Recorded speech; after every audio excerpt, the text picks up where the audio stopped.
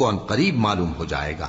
اور جب تم ایسے لوگوں کو دیکھو جو ہماری آیتوں کے بارے میں بےہودہ بکواس کر رہے ہوں تو ان سے الگ ہو جاؤ، یہاں تک کہ وہ اور باتوں میں مصروف ہو جائیں۔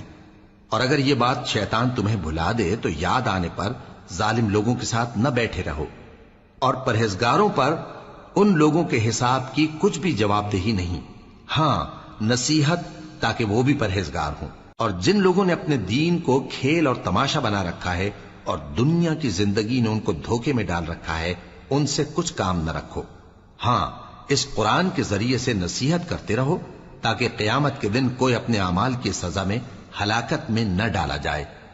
اس روز اللہ کے سوا نہ تو کوئی اس کا دوست ہوگا اور نہ سفارش کرنے والا، اور اگر وہ ہر چیز جو روئے زمین پر ہے بطور معاوضہ دینا چاہے تو وہ اس سے قبول نہ ہو۔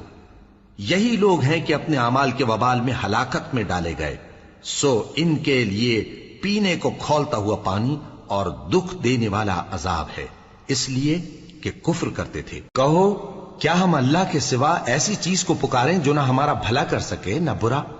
اور جب ہم کو اللہ نے